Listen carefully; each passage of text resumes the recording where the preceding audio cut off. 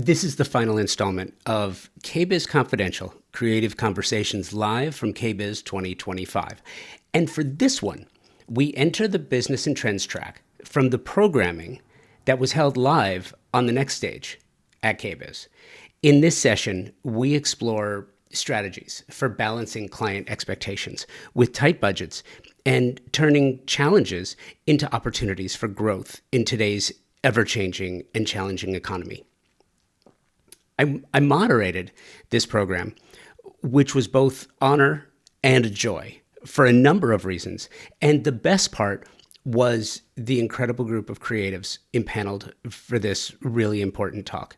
Ariane Belizaire, owner and creative director of Ariane Belizaire Interiors, LLC. Kim Gordon, lead designer, Kim Gordon Designs, and Lisa McDenon, principal at Lisa McDenon Designs. Because you are the amazing listeners and friends of the show that you are, you have heard from Lisa and Kim on the show previously. And while Ariane is new to the show, I promise it will not be the last time you hear from her here. She's amazing. All of them are amazing. Ariane, Lisa, Kim brought their A game to this, and why wouldn't they? This conversation was extraordinary for so many reasons that you will hear for yourself. If you are a design professional trying to navigate the daily changes in levels of consumer confidence, upgrading your clientele, matching the energy of your clients, creating strategic partnerships, putting your face, firm, and story into the public to gain notoriety and promotion for your work, preparing for wild price fluctuations and changes in product availability, and future-proofing your business. Well, the following conversation was created just for you. And thank you to everyone at KBIS, at Flying Camel, at Emerald for allowing me to do this. Thank you to AJ Madison and AJ Madison Pro for sponsoring the KBIS podcast studio, which was made possible, all of these talks being presented to you. And hopefully you feel like you were at KBIS this year because it was extraordinary. Enjoy.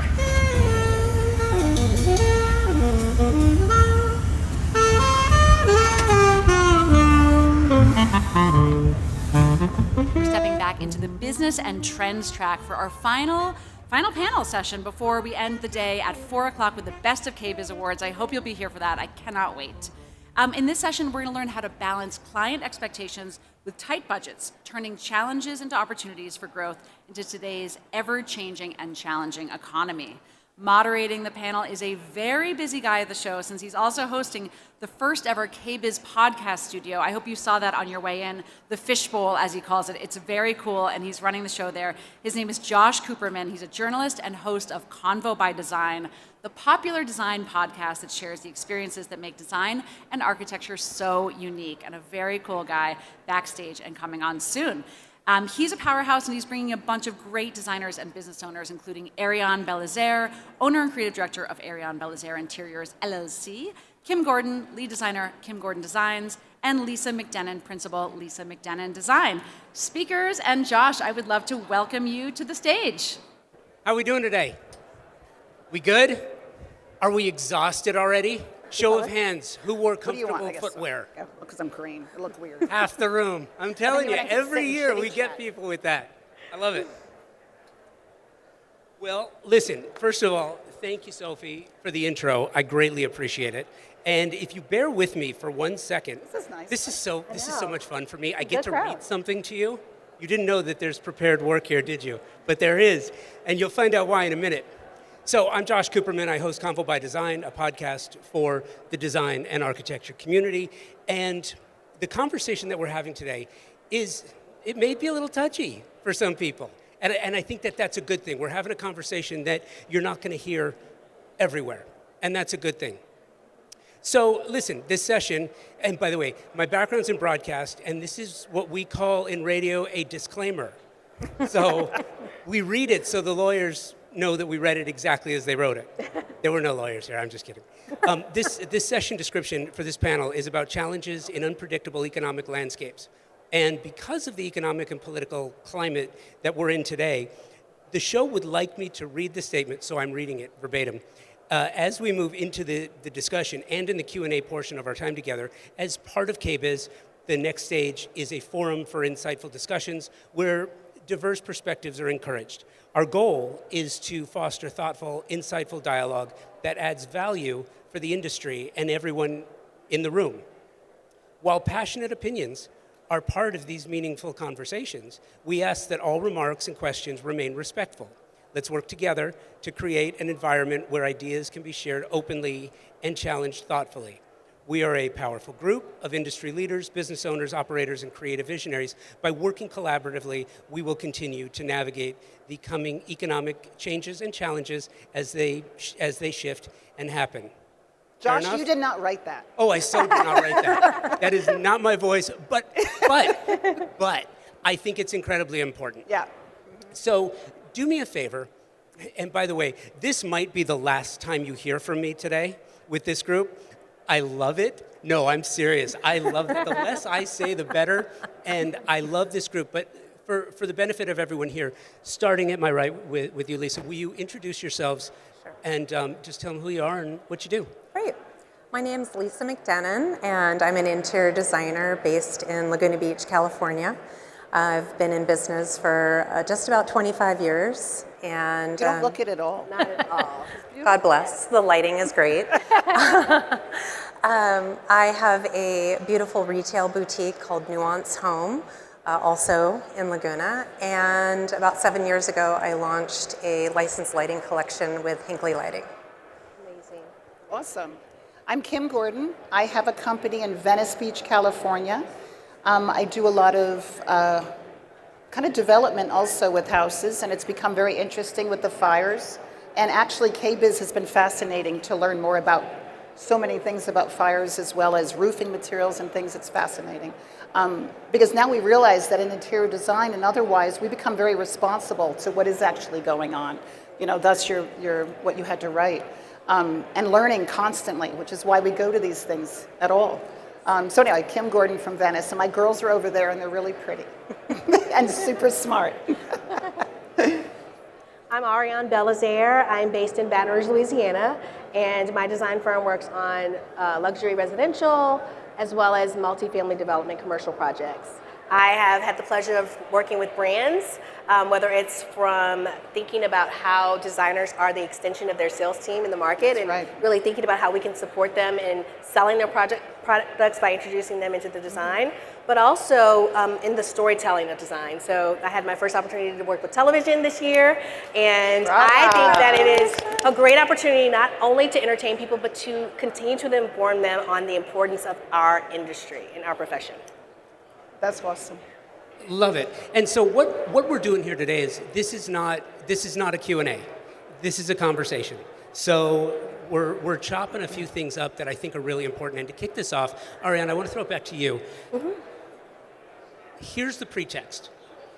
Since 2020, I don't know, a little something happened in 2020. Some people were talking about it. It was a thing. But what it did do is it absolutely changed the nature of our industry, because from a residential standpoint, I mean, really all aspects, but from a residential standpoint, it placed the importance of home right at the forefront. That's right. And with that, since then, we're here, it's 2025, 5 years later, we've learned so much has changed and continues to evolve. And I want to just kick it off with you.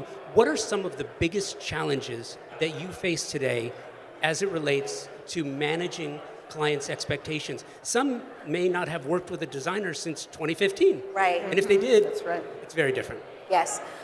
Managing expectations is so important, and what I've learned over the years of working in this field is that you actually have to start having the right conversations way early in the process, really before you sign the contract.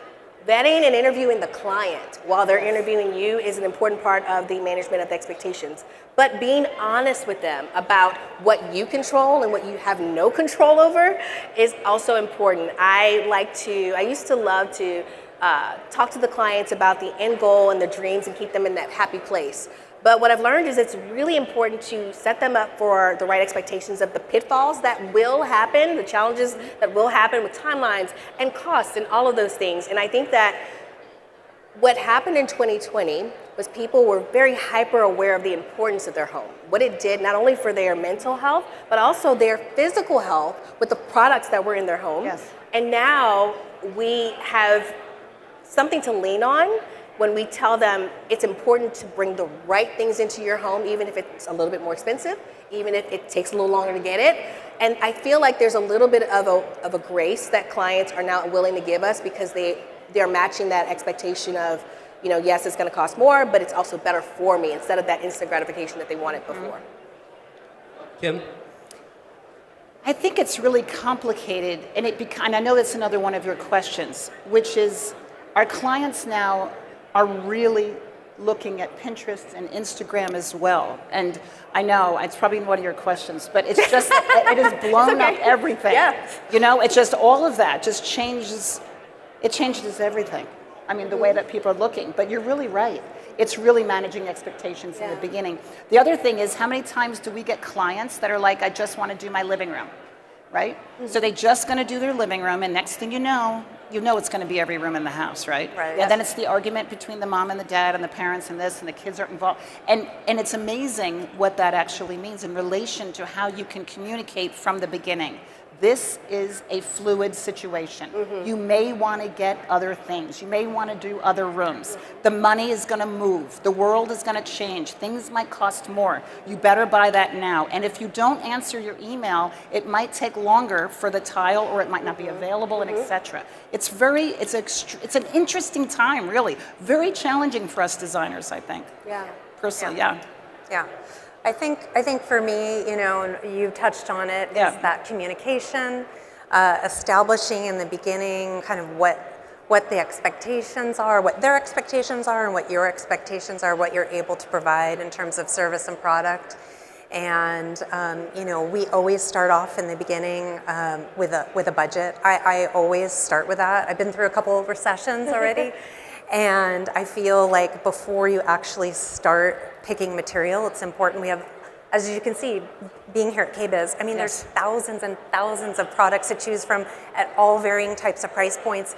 Some of them give you the same look. And so I think that it's a matter of kind of, understanding where their position is, financially, how much they want to invest, and kind of the things that are important that they want to invest in, so that as a designer, we can curate those material selections to work within their budget. And then maybe they say, ooh, yeah, let's keep things a little bit tighter, so in the kitchen, so that we can save room to do new furniture in the bedroom. And design is a meandering path. I always say, that you want to go from A to Z, but sometimes you have to veer off on these different paths, and it's a journey that you take together. It is a relationship, and with that, is just important, that constant communication, the constant touching base. I always like doing a weekly update with clients, You do too. even if it's, just a general, hey, we've been working on this, and we look forward to talking to you next week about X, Y, Z. And I think just having that open, continual dialogue. Yeah, it's good. Did we answer your question, or did we just went? We did, right? What's that? We did a good job. I'm so used to that. So used to that. Lisa, you said something funny, that you start off with a budget. Bless your heart. Oh. Because we all know that clients will tell you exactly what their budget is. No, they won't. No, they won't, actually, and that's why I do it. That's why I do it. But sometimes I'll say to them, like, they won't, honestly, it's a game, because they really don't want to tell you how much money they have to spend. So this is an interesting little terminology that I use. I don't say, what's your budget? But I will say, what have you set forth for the budget? Ooh. And basically what I'm trying to say to them is, what are you expecting to spend? Right. What are you hoping to spend and not spend? Because they know the whole premise. Oh, you're an interior designer, and you're gonna spend my whole budget and then some. Mm-hmm. But it's important for us to have a parameter. I don't think people know what to start with. They- I mean, right. you know what I mean? They just don't know. Right. Well, To I will be fair. say in our process now, again, learning from lots of failures, in our process now, as a part of our onboarding interview with the client, we go through a presentation of our projects. And we say, this is what we're known for. This is our strength. This is the type of project or client that we know we can serve really well. Let's go through some of our projects. And let me just tell you some of the price points of those projects. Because if they came to me for my portfolio and they like my work, it's a calibration point for them. Mm-hmm. We also then finish that presentation by saying, and so our clients that get the best experience with us and the best output, who are looking at a renovation project of about this square footage, the average cost of that project historically has been boom. New construction has been boom. And so by giving them those kind of calibration points, you can tell when someone's like, ooh, I'm going to figure out Where's the this is door? my exit. And you want that. You want that before you sign the contract, right? Mm-hmm.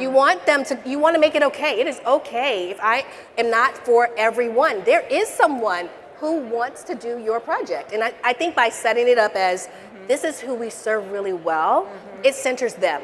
Right? It centers the client and it says, we're just looking for people who need what we're selling.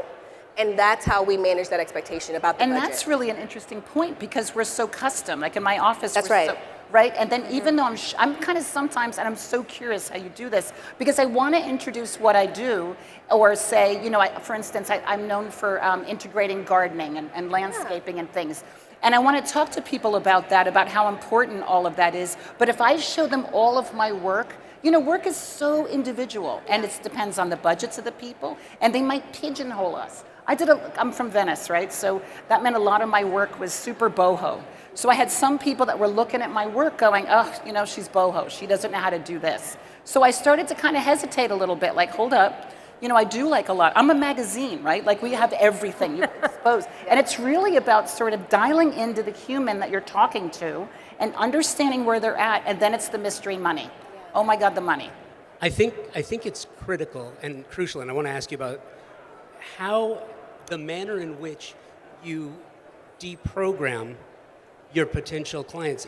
If there's a client that you've worked with before, a returning client, you've programmed them, they've been indoctrinated into the way that you do what you do so well. Yeah. But if you find someone new, they're going to tell you all the things that they love about Pinterest and all the things that they love about Instagram, and they're not going to tell you what their budget is. Oh, you know what's even better? When they get a girlfriend. You know, you got this great guy, you give him a great price, you're like, this is how much it's going to cost. And then all of a sudden, he's great with everything, right? He loves it all. Oh, it's great, buy it. Yeah, and all of a sudden, wait, what's this?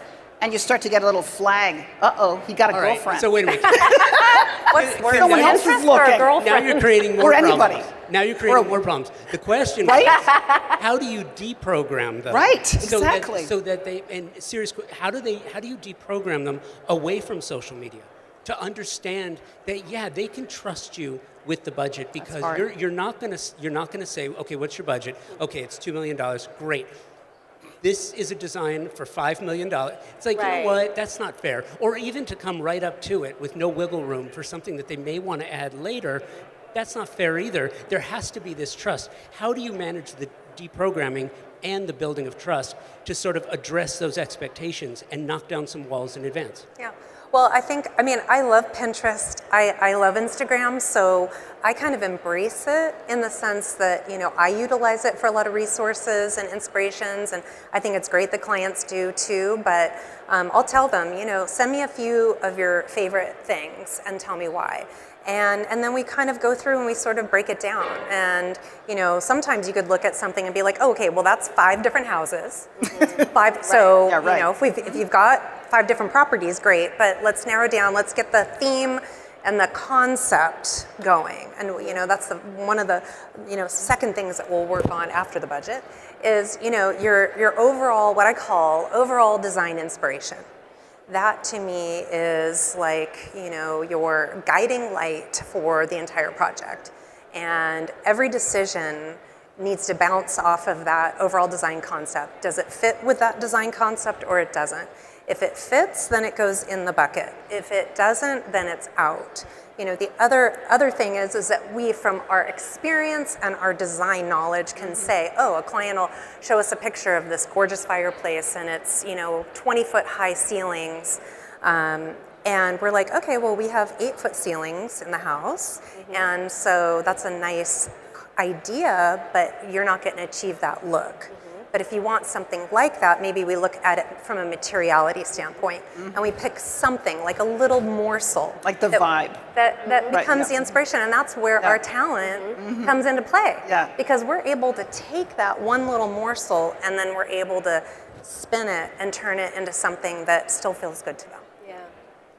Pinterest is really helpful, that the way that we use it, and we always often ask our clients, put some things in Pinterest. And then throughout our programming and throughout us working together, I'm like, did you edit your Pinterest? Go take a look. And they have to kind of clean it up, because in our office, we're absolutely paying attention to what it is that they're liking. However, in my office, I might be doing a modern sort of Spanish home. I might be doing very high modern. Next thing you know, you've got a cute little cottage. And the algorithm keeps me stuck.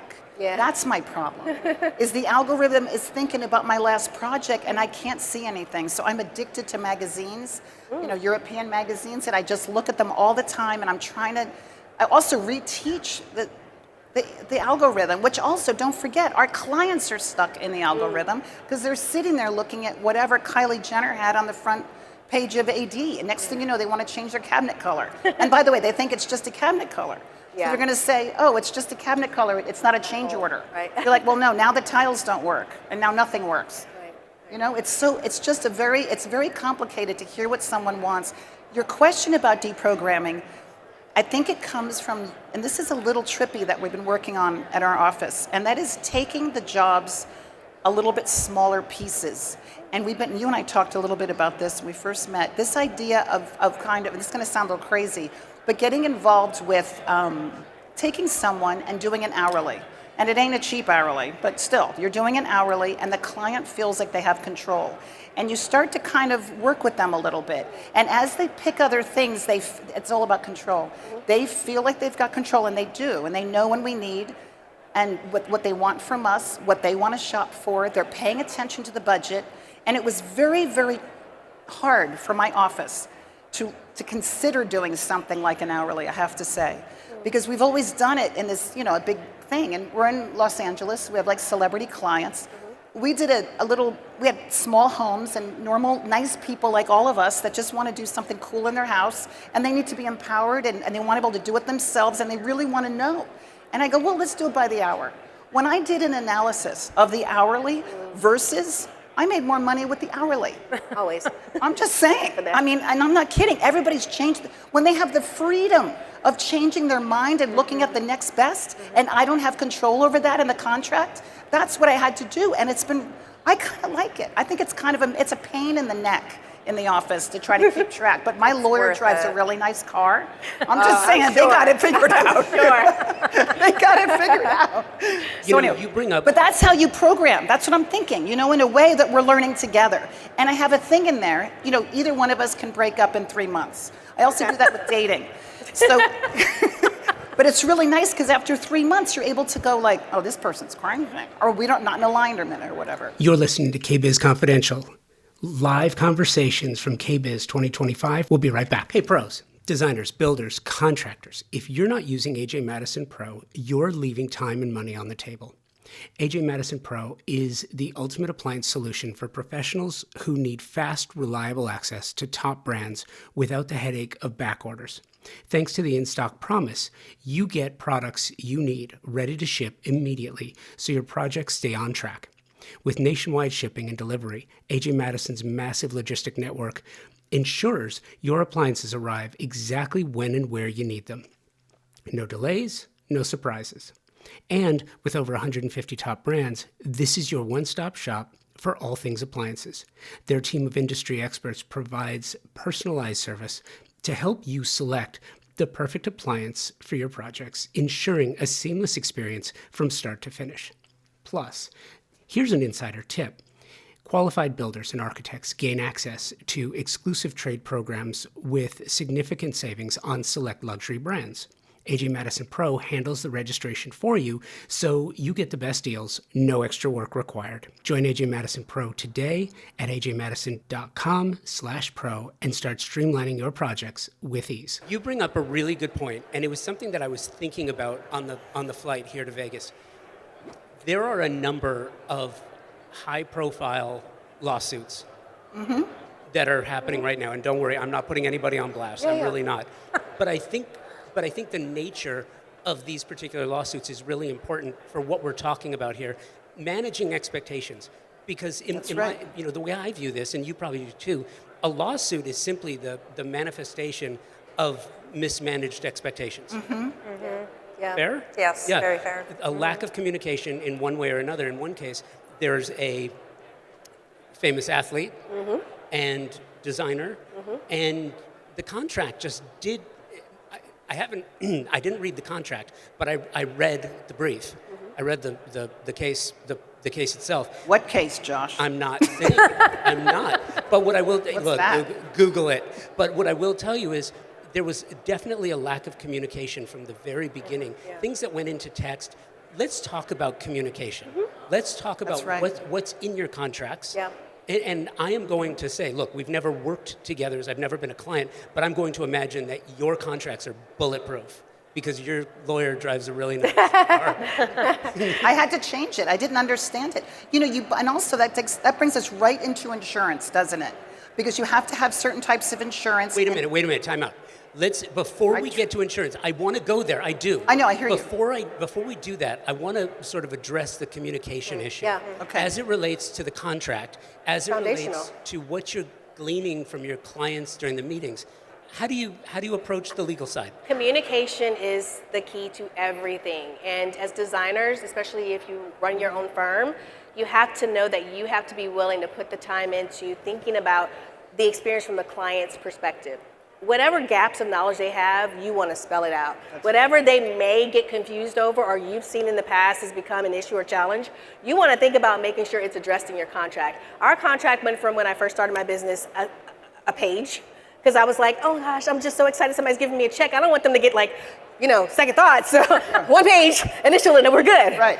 It's 21 pages now. Yeah, exactly. It is 21 pages. Because over the time that I've done this, I realized that you have to make sure that you are over communicating. We know so much intuitively and also with our experience working in this business, we know the pitfalls. They do not. They trust us to guide them through a process.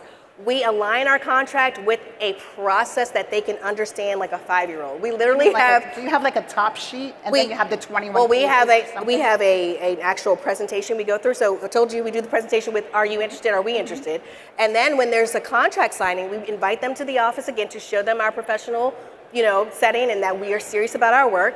And we go over a diagram that has it's literally so basic. It has a road. Yep. And it's got a car and it says phase 1. Yes, it does. Phase 1. Same. It's onboarding. This is what's happening. Yes. This is what we're doing. Because in their mind, they're like, I'm getting a bill and I don't see y'all. We are working. Happy bees, working. This is also the perfect time for you to be on Pinterest. Yes. We are still learning. You see when that car moves to phase 2?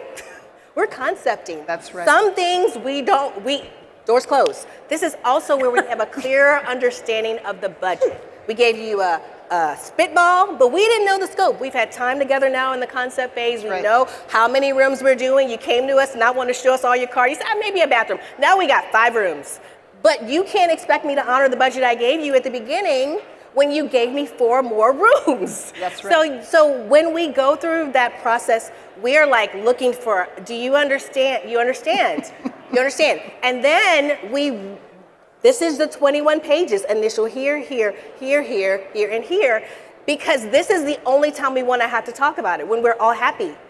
If we're talking about it 6 months from now, it's because we've hit an issue, and what we hope is we can remind you.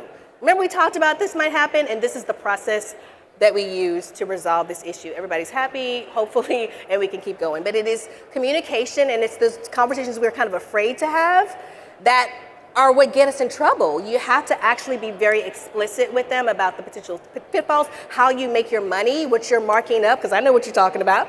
That's right. But you have to tell them, right? And if they choose to not want to work with you because your process is outlined that way, you would want to know that before they become your married partner. Yeah. To use your I'm reference. getting married.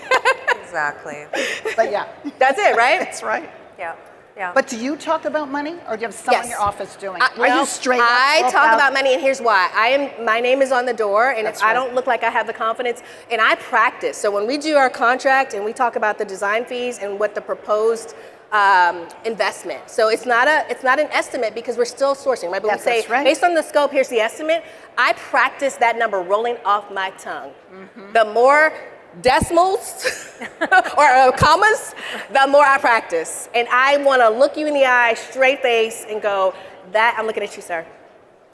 So the investment will be $1,563.02. Like just that confidently. I have to talk about money because if they have an issue, they're going to call me. About money. Like I try to, it's like you have to talk about the money, but then I have somebody in my office that's better at it. I'm really nice. They will always come I'm to me so as the nice. person. I'm just like, that's oh, good. well, oh, You it's have, good. No, you it's have not. to know your strengths. Yes, you do. That's You've got what- some right? I can talk about the money. I just don't enjoy doing it, and so now I do. I brought somebody else to do it. But you really I know have my a lot of I know my confidence. I love contract. that. I know my contract like the back of my Yes. hand. And you do really have to educate the client on all of the details that go into it. I say this to clients. Like, I am not a financial advisor, right? But I am advising you on probably one of your biggest investments, That's one of your right. biggest assets. And so, that is why my contract is 20 pages long or whatever.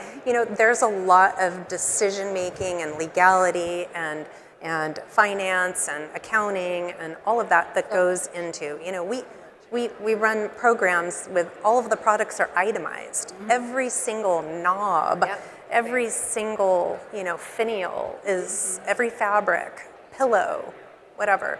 It's all itemized. We've got all the data. We can provide that to the client if they so choose. I think the best thing to do with your clients is to be transparent. Yeah.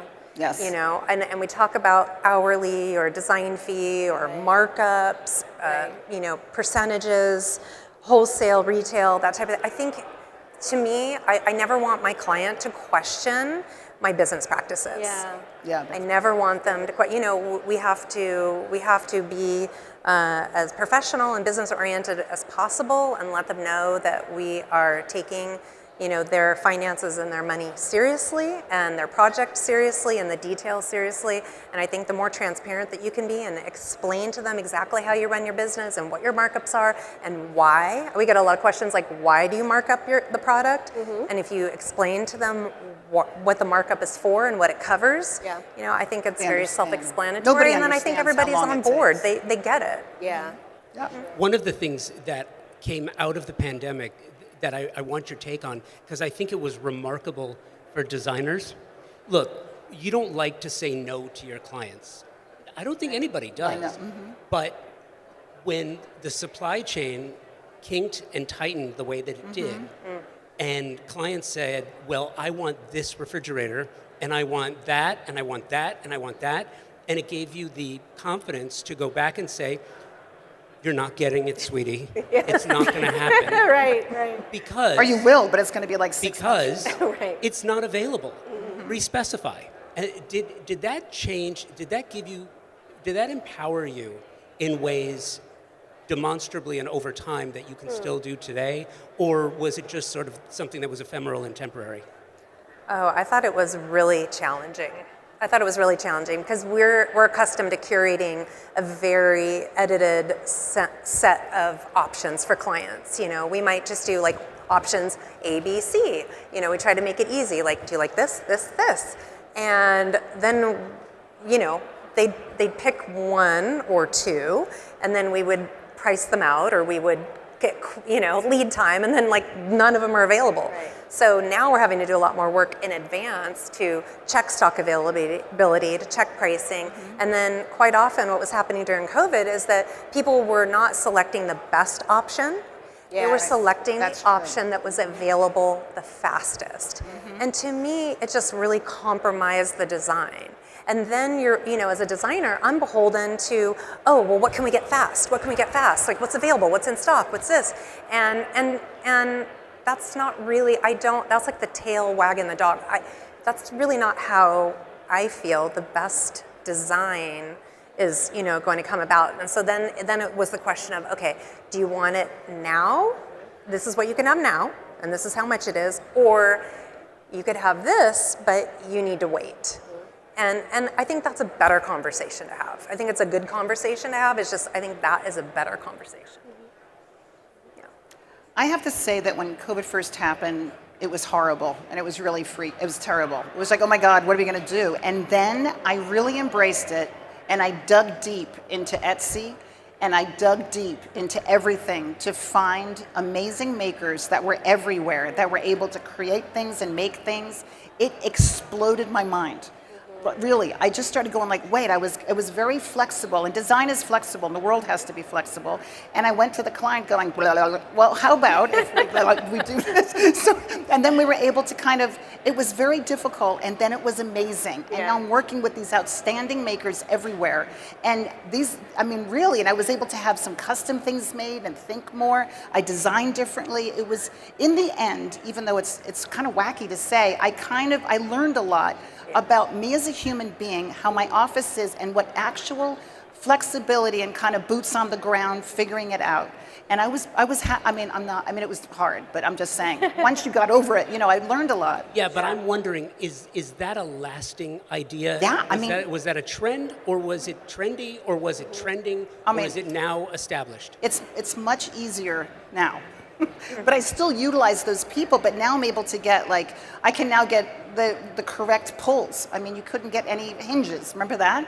We were having cabinets made in Los Angeles, and I was buying a whole bunch of, it was crazy.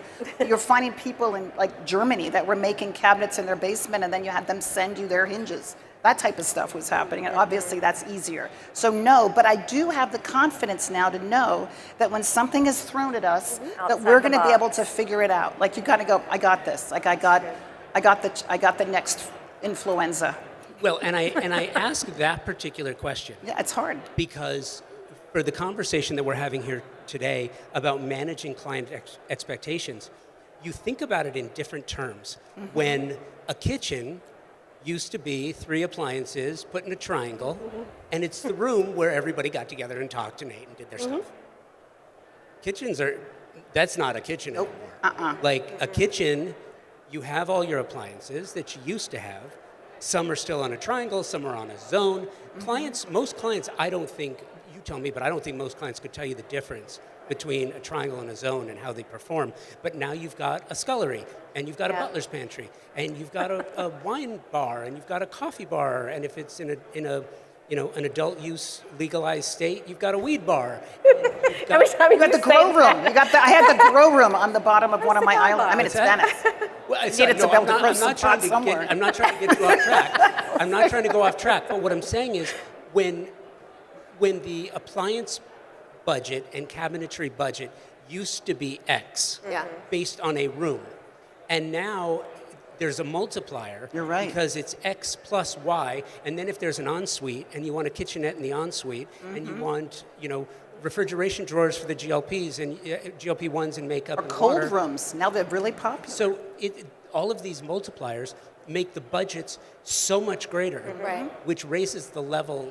It raises the level of the game, right? And now you're talking way more money in certain cases, but managing the expectations of that, because clients don't.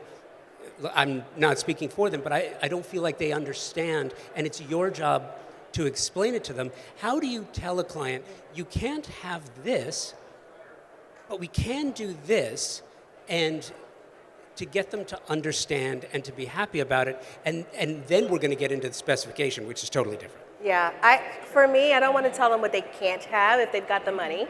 You can have whatever you want if you've got the right budget. I think it goes back to that communication about the process and really clarifying expectations and really getting a clear understanding of the concept.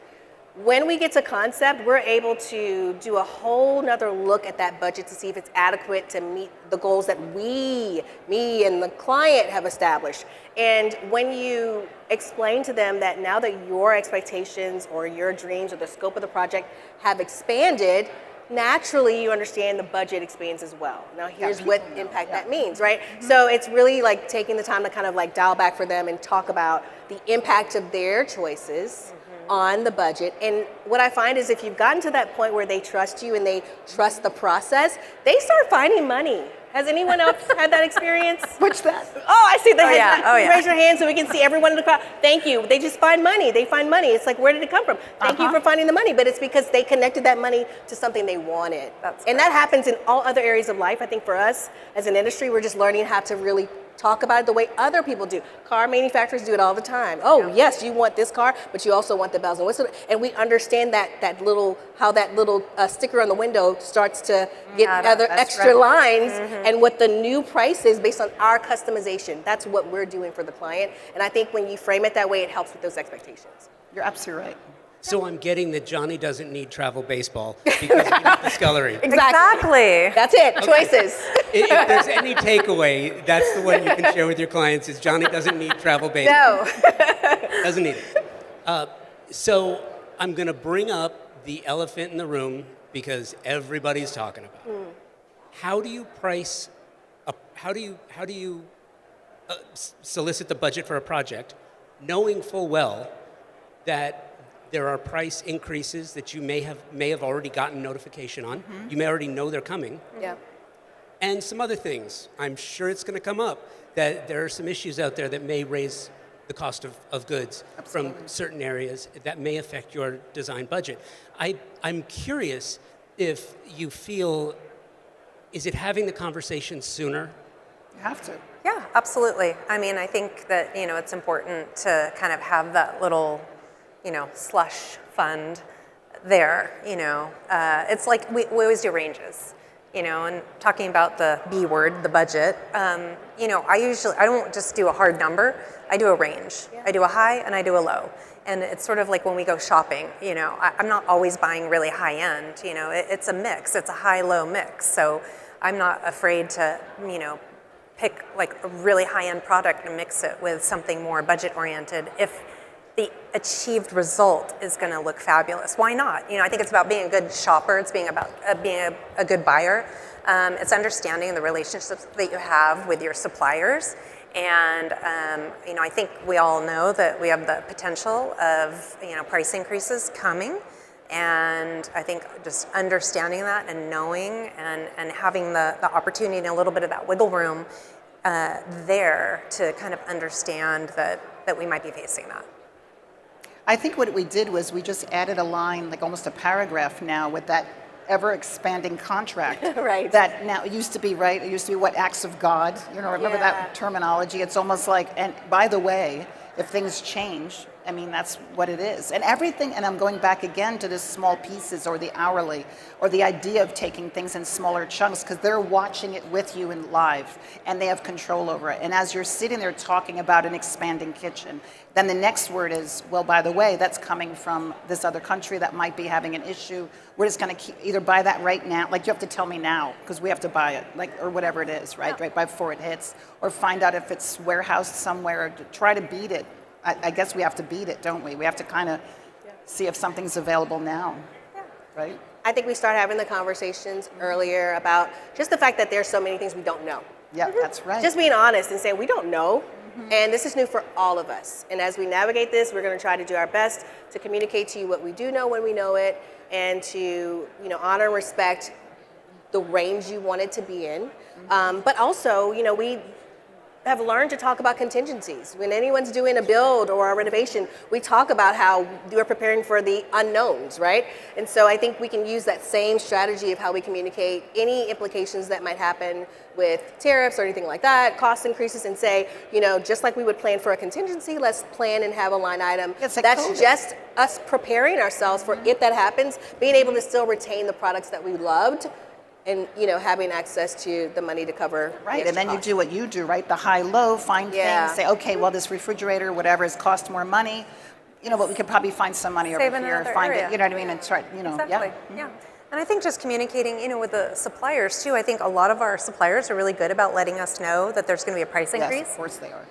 It's an opportunity for them to try to get the sale before the price increase. And, Right. and I think they're usually pretty good about letting us know.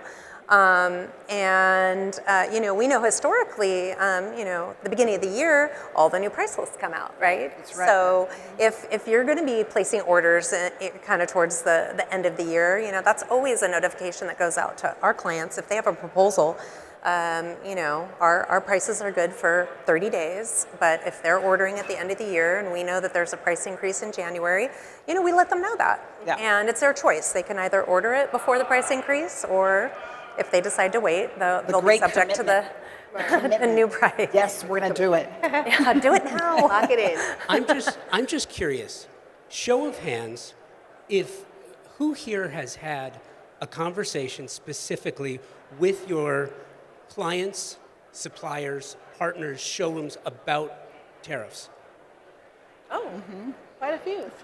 Yeah, yeah. It's interesting. And we don't know what to say. Yeah. Right? We don't actually we don't yet. know. Yeah, We just I don't know, think- right? We don't know what I it's think gonna that's look part of like, it. or- I think that's part of it. How do you leverage your relationships with your manufacturers, with your showroom partners, so that you can get ahead of the curve? How do you do it, and do you? Yeah, I mean, the relationships are so important. It's one of the reasons we come to shows like this, to get the FaceTime with the sales team and the marketing team, and just give them feedback from the ground, on the ground, and tell them what's working and what's not. I think that leaning on those relationships, and for what I've found is leaning on the relationships and communicating to them, reminding them of the impact to me and my team as an extension of their sales team. When decisions are made but we don't get a notice until later, and the pressure that puts on us. Yep. If you can remind them of your role in supporting them, that's the conversations. I haven't necessarily said, can you hook me up with, percentage off or coupon? I haven't done that. But Yet. It's really more about just really asking and reminding them to remember us in the mix of, the product We're the life. face. We're the We are face, the- and we're the first phone call if something goes wrong. We are a part of the life of that product because we have specified it and introduced it for our client. And so just reminding them that we have to be a part of their communication plan, and that the earlier that they can communicate, the better, the more they can give us resources and tools and language. That is going to help us so much as the forward-facing, people for their product. Often that's what we're doing. So that's what I've seen as the relationship. And that's the relationships. I mean, that's what we're doing, because we are the middleman, and we're the one we're the one buying more than our one homeowner. So I would think that they want to make sure that they keep us aware of it, and they want us to buy, the suppliers, I mean. Lisa, do you leverage those relationships with your showroom partners enough so that you have to build trust in order to bring a client into a showroom partner, so that your contact at a showroom can look your client in the eye and say, yeah, prices are going up and here's why. Yeah. Do you do that, and what level of trust do you have to have with your contacts at the showrooms and the manufacturers to do that? Yeah, I think you do have to have a lot of trust. And, a lot of times I'll tell suppliers, look, I may not be your biggest client, but I want to be your best. And we are, brand ambassadors. We're putting our reputation on the line with these products. And we are the ones that are, basically selling it. We're selling it to the client as this is the very, very best. So we're putting our own reputation on the line. And in return, it's really important that they have our back too, right? And so yes, if we're going to utilize a showroom, we're going to work with the salespeople. I think that you have that understanding in advance that they're also going to support you, because supporting you is supporting themselves. Right. In the end, you're all after the same goal, which is to, put their product or the best product, into the hands of the consumers. Right. They know, and also they're salespeople. They know. Exactly. They know.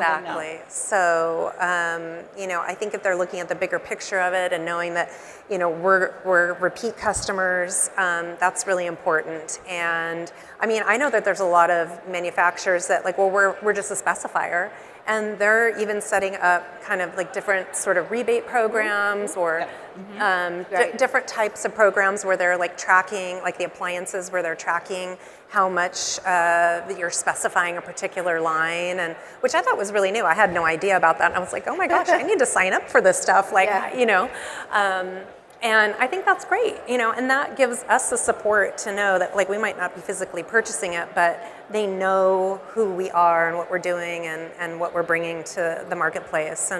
And I think that's the opportunity where we as a design community can really act as a whole network and support system with these manufacturers.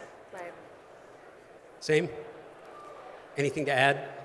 Not really. No. I mean, I really feel like part of it, it's just, again, with the trust, but I think that the biggest problem we have is we don't know what's going to happen. So if you're opening up a new contract right now with a client, all you can say is, I am doing my best. I have great relationships with my subcontractors. I just got back from KBIS and I met these people, blah, blah. And you're able to present, and then, but there's the big unknown. I mean, this is what's kind of scary. We don't know. And all I can say is trust, you know, I'm here, I'm doing the best, we're giving you this price, I'm calling the manufacturer, and then hopefully, are you looking at your watch? Yeah. It's time to go. No, you know I do that. I know, I just saw it. It's like, everybody? But listen, there's a lot, we covered a lot here, and there's a lot more that we didn't cover, and I'm just curious, does anyone have any questions for our panel? Comments? Sarcastic remarks? Oh, goody. Hang on 1 second, we got a mic for you. Just one question, or is this just the first question? Oh, here we go. Oh, there we go. Okay. Don't be shy. Thank you so much. Mike? Is good? Yes. When you do have a client that you realize is not a good fit, can you talk about how you do break up with them and how that goes? You ghost them, you know. That is a great question. You just don't call them. Great question. Thank you for leading us off with a home run. That is excellent. a great question. Who wants that one? Gosh, I've had to do that before, and that is hard because for me as an overthinker, overanalyzer, and a person who always thinks, well, maybe, you know, is there something I missed? It's your ego, too. Right. Feel I bad. think that for the times that I've gotten to the point, and there haven't been a lot, but they are painful, and you remember them. The handful of times that I've had to walk away from a project, it was because, number one, I knew that I had explained the expectations, explained my expertise and what I was bringing to the table and who I served best, and the client revealed later that they were not aligned with those same values, and I was never going to change them, no matter what my process was. Right. And it would be detrimental to me and my team to continue to work with them for morale, for the fact that we would probably be in it for 10 years, never finishing and never getting a photograph. Right, You know, that's it. and so when That's you it. look at like the long-term gain, and it feels like your piece is more valuable than just sticking it out to say you did, that's when you have to have the courageous conversation. And it's, for me, it is a very direct, we need to have a conversation, and nobody else is gonna have it for me. I'm gonna have it as the person whose name is on the door, because I want you to know from the top to the bottom, I'm representing the organization, and I'm telling you that these are my values, and this is not gonna work. And even if that means that there's a loophole in my contract that I didn't cover something and I owe you money, I'm happy to give it to you, give it back to you. Because it's not worth my piece to, you know, y'all get it, right? Like sometimes you just want to be able to sleep at night, and even if I got to That's pay it. you back, here you go. I mean, there's However, always if you have a good contract, you won't, sorry, but No, you're just know, you got a good contract, you'll never have to give money back. That's all I'm going to say. Right, That's all I'm because going in to the say. beginning, you're right, because if you're able to say in the beginning, this is very personal. I'm going to be like literally choosing your underwear drawer. Right. Like, right? I'm going to be designing these things. I'm right in there, and if it doesn't work out, we have to be really adult about it. Sometimes it just doesn't work. You know, it's rare, but you know, but sometimes you just have to do a really good job. I mean, are you suffering? Are you just? Can you sleep at night? I mean, it's bad. She wasn't suffering. She just wanted to leave. No, I know. She just Hopefully wanted that to answers the question. We gave her that question. Thank you for that. All We right. threw her a fortune Leanne, where are cookie with you? that question. No, but you cannot sleep sometimes. Where's the dude? Hi. Oh, okay. I'll start. Hi. Hi. Hi. This is more of a comment than a question. Okay. But I just wanted to elaborate on something. You've been talking a lot about presenting price and talking about budget. And what I do is I help designers present and sell their work better. And I think it's just very important for everyone to know and be aware of the fact that they should not be afraid of presenting the price on a project, because the choice to buy into the project by your client is a purely emotional choice. And if they buy into what you have done for them, what you've presented them, and they made the emotional decision to go ahead with things, the more they like what you've done, the less relevant the price becomes. Yeah. Thanks. Yeah, it's good. Thank you. Yeah, for sure. Any more? I think we've got one over there. look, there's- Right here. oh.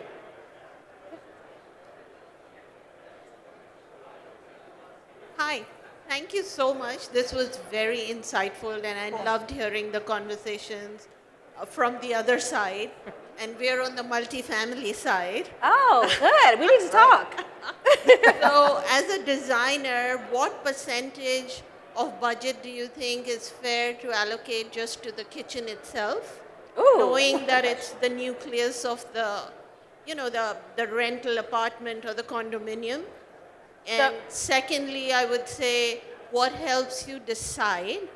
And do you get to specify it, and what more would you like to see in those kitchens, which you're not seeing?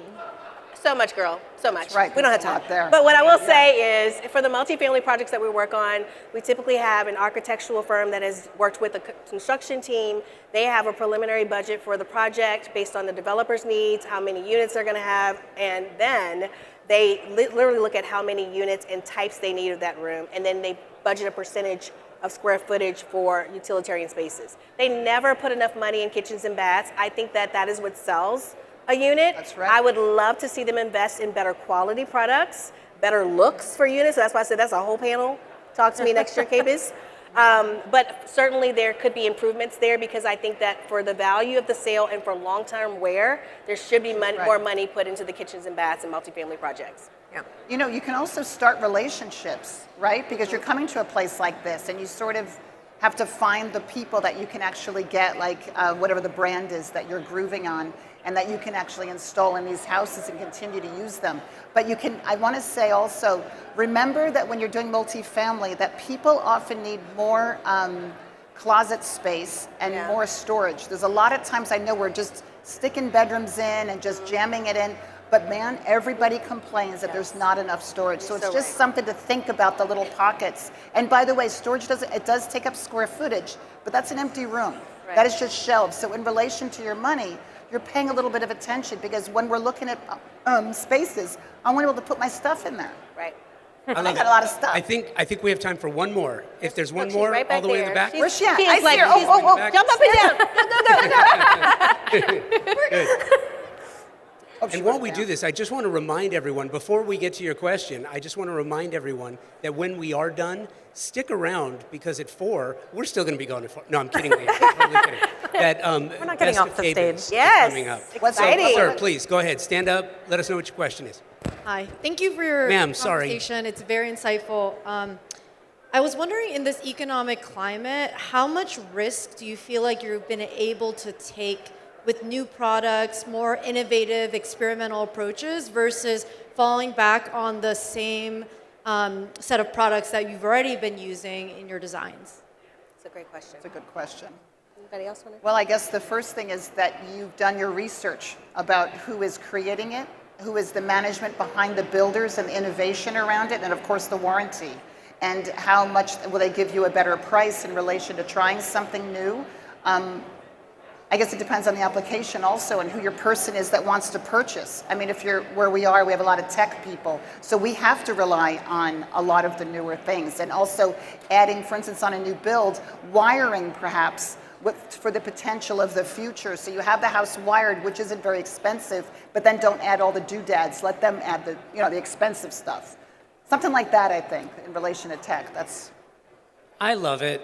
And with that, first of all, I just want to take a moment to thank you all for taking the time to come here and to sit and to listen. They're just happy sitting. It's Yes. I mean, everybody's feet's hurting. They just want to sit. because it's important. And hopefully the information that you glean here will go back and will help you in your practice, in your firm. Thank you so We much. love you, Josh. You're for so doing this. good. You are the best, and thank you for doing this. Thank you for sharing your gifts. KBIS, thank you for having me out. Thank you for having us out. So great. And again, thank you again. Enjoy the rest of the show. Thank y'all. What a remarkable experience. I believe that KBIS is one of the annual must-attend events, not just for all the reasons we discussed above, but so many others as well. KBIS is the pulse of the industry in America. It represents a true cross-section of disciplines. You will see architects, landscape architects, designers, contractors, design build firms, hospital, education, prison design specialists, all looking for new products to specify and unique ways to use them. Thank you to the NKBA, KBIS, Emerald, Flying Camel, AJ Madison, and all of the amazing creatives who came on the show this year. The KBIS podcast studio was just amazing, so much fun. And I will tell you, I'm putting it out there. I'm manifesting this. My hope and goal is to be invited back to do it again next year because it was fantastic. Thank you to everyone that participated in this series this year. Thank you for listening to Convo by Design presents KBIS Confidential. As always, please join in the conversation on Instagram at Convo by Design with an X. And if you'd like to reach me with a show note or guest suggestion, please do. Email me, convobydesign@outlook.com. Until next time, stay focused and rise above the chaos.